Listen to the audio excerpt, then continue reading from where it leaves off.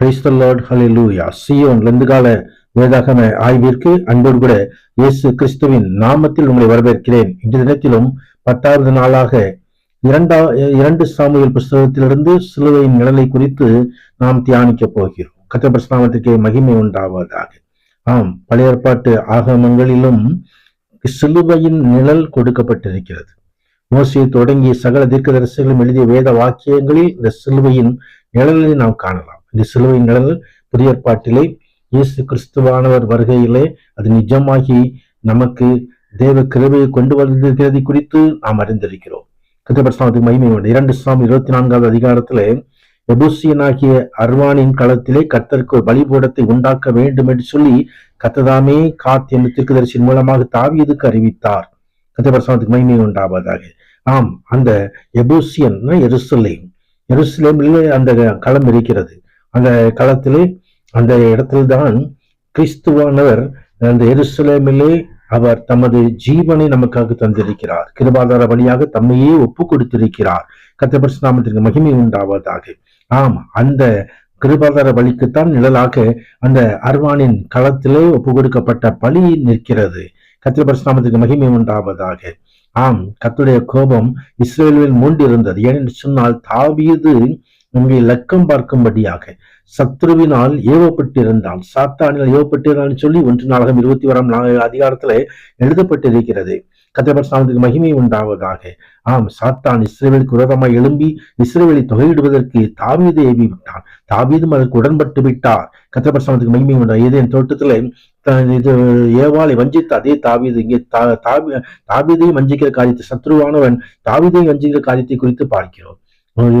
தளபதி கூட உங்க யோவாப், ஆண்டவரே இது காரியம் என்ன, என்னை விரும்பிய காரியம் என்ன என்று சொல்லி கேட்டு தடை பண்ணி நினைத்தாலும் தடையை பண்ண முடியவில்லை.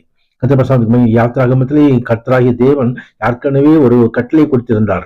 இஸ்ரவேலின் தொகை எண்ணும் பொழுது அவர்களுடைய ஆத்துமாக்களுக்கு கர்த்தருக்கு மீட்கும் பொருளாக காணிக்கை செலுத்த வேண்டும் என்பதை. ஆனால் தாவீது மறந்து போனார். கர்த்தருடைய கட்டளை கொடுத்த கட்டளையின்படி இந்த யோவாப் ஜனத்தையெல்லாம் லக்கம் பார்த்து யுத்த சேவர்கள் எத்தனை பேர் என்று சொல்லி தாவீதுக்கு அறிவித்தார். கர்த்தருடைய நாமத்துக்கு மகிமை உண்டாவதாக. கர்த்தர் செலுத்த வேண்டும் சொல்ல அந்த காணிக்கையை செலுத்தவில்லை. கர்த்தருடைய நாமத்துக்கு மகிமை உண்டாவதாக. ஆம், அங்கே தாவீது இந்த காரியத்தை செய்தபடினாலே இருதயம் வஞ்சித்தது அவனை. இருதயம் வேதனை அடைந்தான்.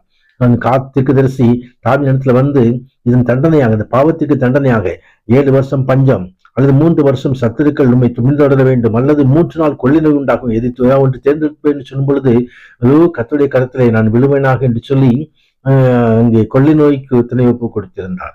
அங்கே கொள்ளை நோய் ஆரம்பமானது. பாவத்தின் சம்பளம் மரணம். கர்த்தருடைய மகிமை உண்டாவதாக. அது தேசாதிபதி செய்த பாவமா இருந்தாலும் தேசத்தை முழுவதும் பற்றி பிடிக்கும். கொள்ளை நோய் அங்கே பேர்சபா தான் முதல் பேர்சபா மட்டுமல்ல ஜனங்களில் 70,000 பேர் செத்து போனார்கள் என்று அறிவிக்கப்படுகிறது. கர்த்தருடைய மகிமை உண்டாவதாக. ஆம், இதிலிருந்து தப்பிக்கும்படி ஆண்டவர் தப்புவிக்கிற வழியை உண்டாக்குகிறவர். ஆம், அவர் தாமே நமக்கு காத்து என்பவன் தாமிடத்துல எபூசியனாகிய அர்வானாவின் களத்திலே கர்த்தருக்கு பலிபீடத்தை உண்டாக்க வேண்டும் என்று சொன்னார். அங்கேதான் ஏற்கனவே சீயோன் கோட்டையை தாவீது பிடித்து வைத்திருந்தார். அந்த எபேஸ்